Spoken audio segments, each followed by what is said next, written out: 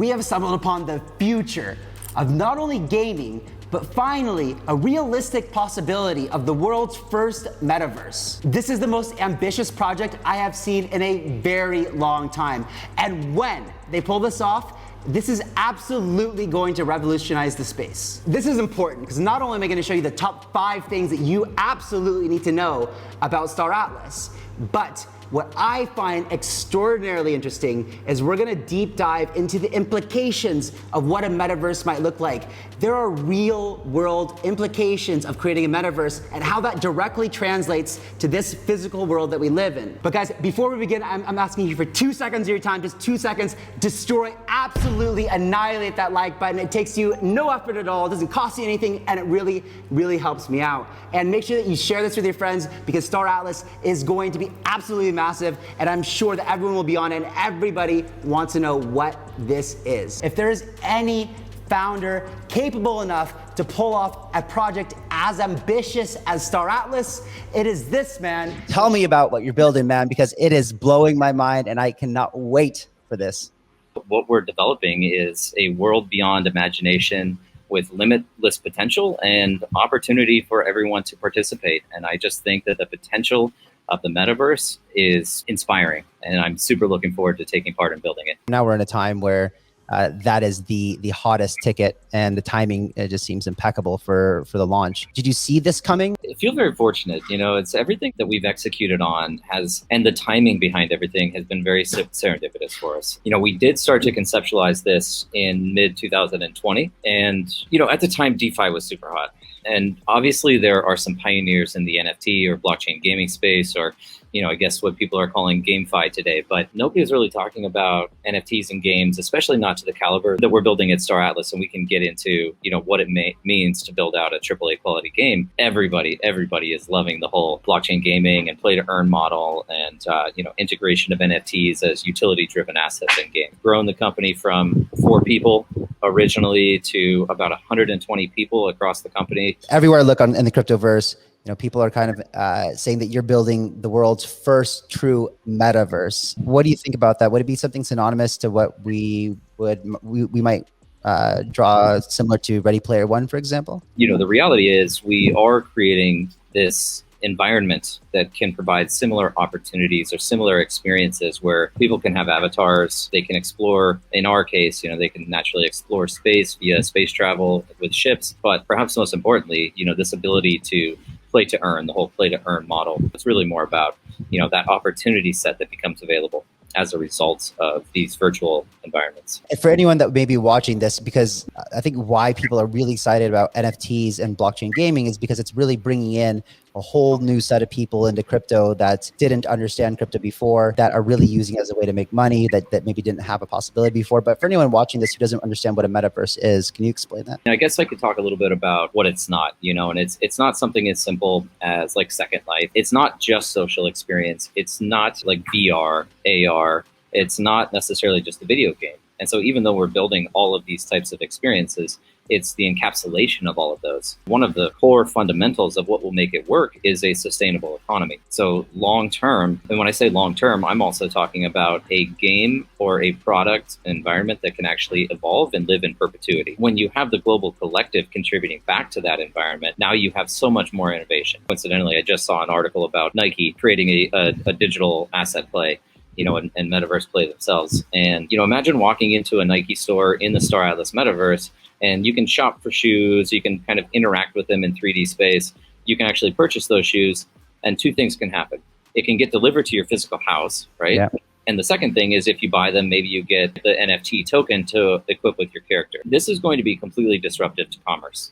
Like, no longer will people be shopping on Amazon to purchase items in 2D. It's going to replace web infrastructure entirely in the way that we interact with purchasing items online. Yeah, that's a great point, right? I mean, if you can get the shoes plus the in-game asset in real life and in the metaverse, why would you do Amazon? That's a great point. From what I understand, almost everything in the game is an NFT, right? Can you go into the different types of NFTs? What I read, it's pretty wild, but there's a lot to it, right? What we're creating are utility-driven NFTs that have some form of intrinsic value, and that's directly tied to the player's ability to generate generate that income or yield off of the game, right? So they're kind of exchanging time and making a capital investment into an asset that then provides that return to them. So in our case, the general theme is space exploration, territory control, and political domination. And this is all kind of space themed, massively multiplayer online game or space opera. And so everything from like your ships to the crew members that you have, components, modules, shields, weapons, the virtual land that you can own, buildings, structures, essentially everything that is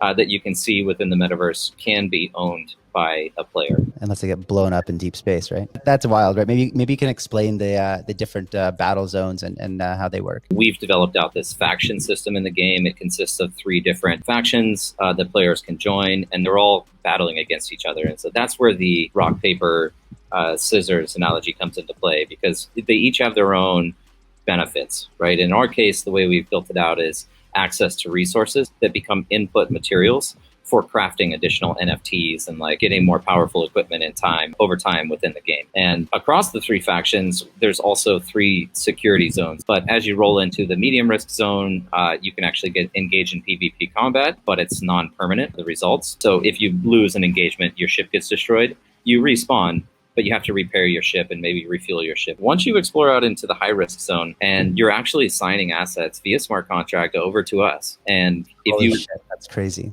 yeah, and so Those assets. So once you cross that line, you go into escrow.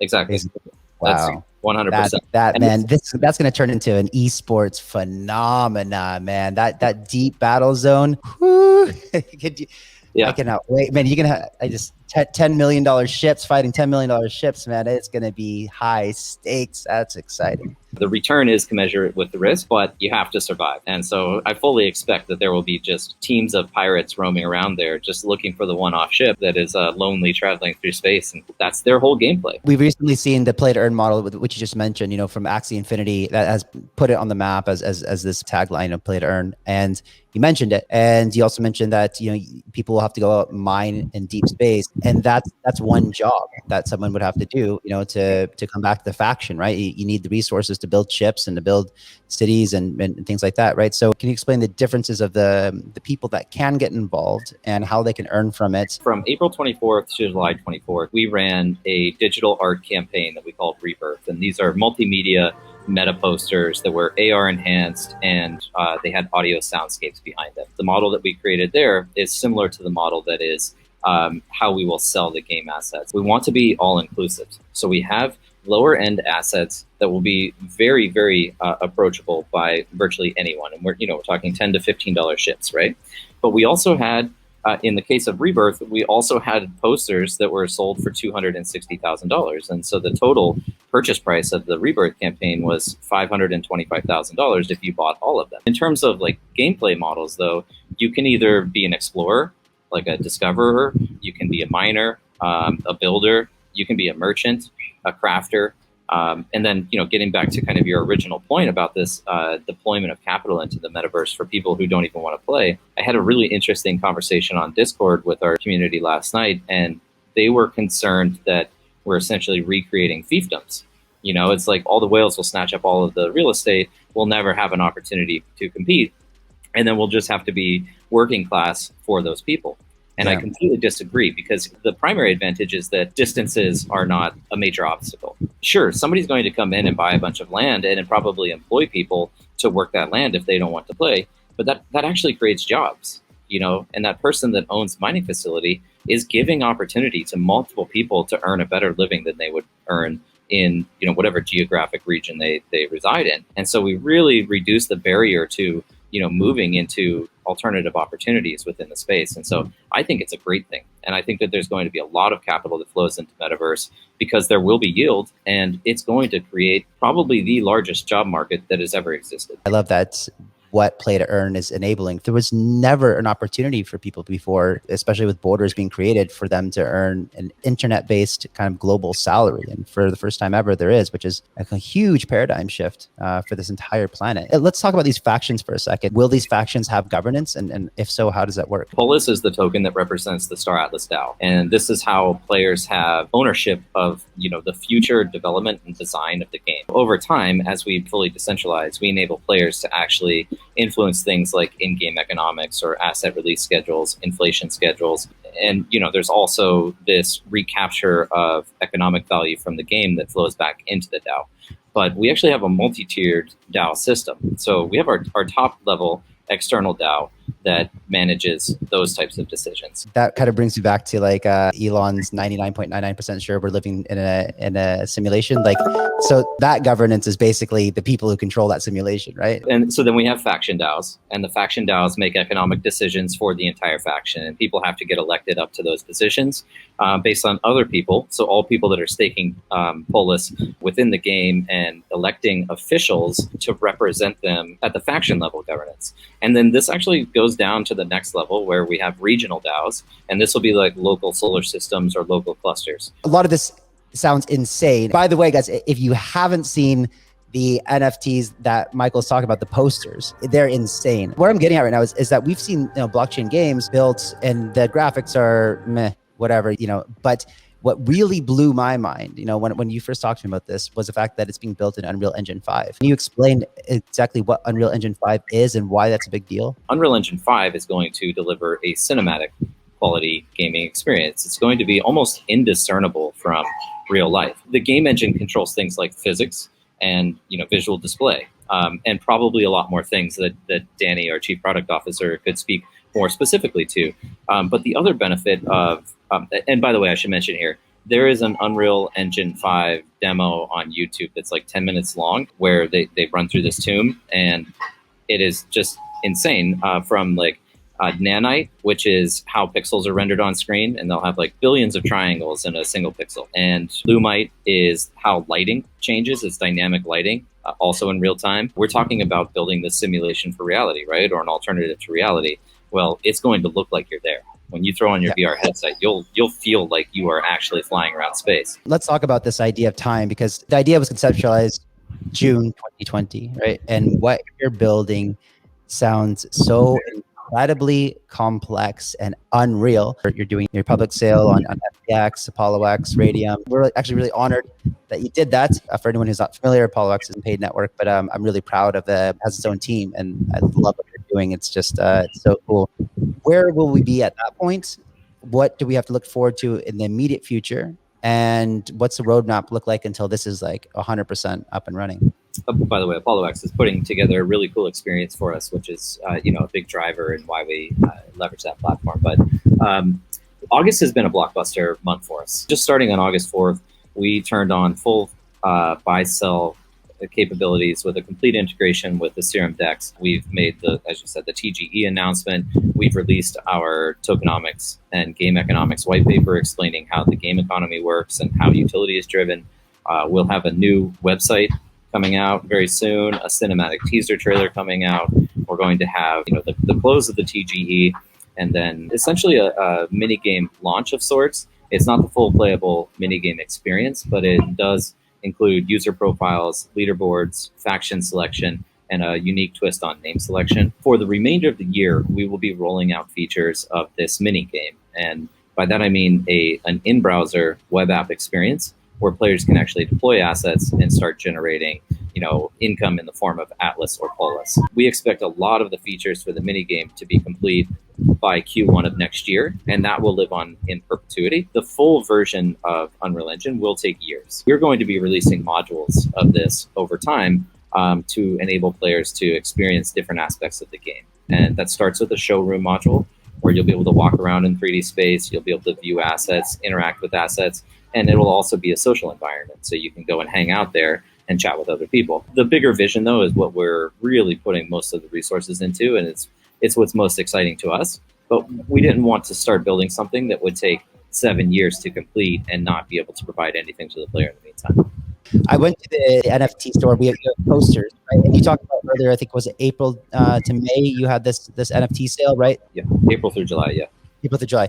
So are they just AR kinds of NFTs, or do they translate to actual in-game assets in the future? What we did over this 14-week period was each week released a new poster. So the idea was to start pulling people into the metaverse and use your imagination to get a sense for what the experience will be. But we also unveiled the lore. So we started giving some of the background and history of how we got to where we are in Star Atlas and some of the events that had occurred over that history.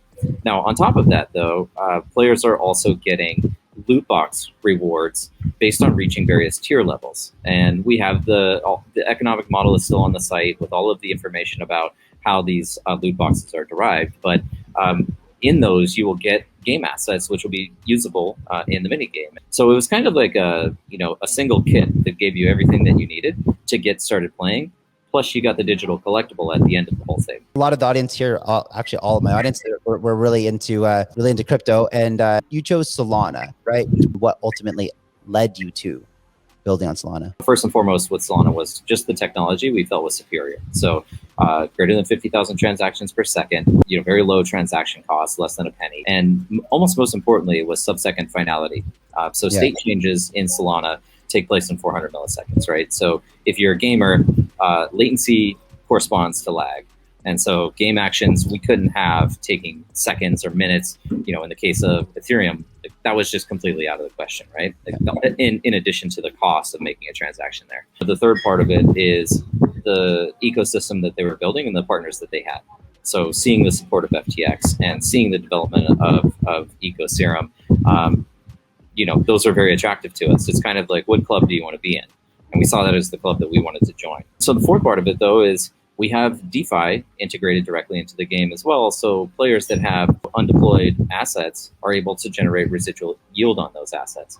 And so having the DeFi component available to us as a core protocol was super important. I know that you have touched on the fact of the two different tokens, but I just want to go in a little bit deeper. And when these become available on a secondary market and someone's looking at which ones they should be acquiring, just can you explain what the difference is for them and how the mechanisms work within them? For us, we see these as true game assets. Atlas is essentially in-game transactional currency. It's like your in-game gold. So anytime you're like purchasing consumables or repairing a ship, refueling a ship, upgrading items, all of these things are denominated in Atlas. So that's kind of the expense and reward system in the game. You're also earning Atlas for playing. Polis is the pure governance structure, development decision-making, and then all of the structures that we talked about, the hierarchy in the game of like faction decision-making, local level decision-making, and then guild decision-making. That's all driven by Polis. So one's a governance token, the other one is the transactional token. Would there be benefits on a in-game economic model of having governance decisions? Like in real life, government gets taxes, right? It will. No, absolutely. So the in-game governance is also managed by Polis, or externally it's the Star Atlas DAO. In-game it's Polis, and so there are staking requirements, but that gives the holder the influence in the government, which also does things like determine tax strategy, and then how do those taxes get distributed? Yeah, this is amazing. I mean, you're literally creating micronations, and it's what I want to do in the real world, but you're doing it in the metaverse, which is insane. What I love about this, man, is it's a great way to actually test out what the world could be like when you have like a free market. That's the best part. People can leave if they don't like the way that things are being ran. Unlike today's world where we're born into a country and we have that passport and we're stuck there. And that's very fortunate. But here you get to kind of explore and make things happen, man. That's really exciting. I love that you say that, because we do think that this is a grand experiment for changes that could be made in reality as well, and it can actually be expedited too, right? So like we'll see in much quicker time the impact of decision making in the game, and those are the results of which could directly influence the way that governments in the future work and economies work in the future. So I think it's a very, very powerful experiment. Yeah, 100%, man. And people will be paying attention, man. I mean, paying attention because the best part about it is those governance decisions make real impact to real people. It is a mind-blowing concept that I'm incredibly excited about. Guys, remember, I have been involved with Star Atlas since the beginning of the year. I can see gems when they're coming, and I will tell you about them right here. So make sure you go to that bell, click that bell, smash the bell, and make sure you turn those alerts on, because sometimes and oftentimes this is time-sensitive content, I tell you. Just like Yield Guild games, I told you at 50 cents, and now it's blown through $8. $8! Being dialed in to the industry the way that I am going to use all of that industry experience that I've had for being in the space for 10 years and make sure that I'm bringing you the most valuable content that you want to see, and that is important for how you place your chips in this industry. So make sure that you're following me on all my social media, on Twitter, even on TikTok. Yeah, I know, I'm on TikTok. And guys, of course, Your last chance to participate in this incredible project before it is on the secondary market is go to Apollo X and make sure you sign up, you stake your pay tokens, get on the whitelist, and get some of that sweet, sweet Atlas and Polis. Because I got a good feeling that this is going to be absolutely massive.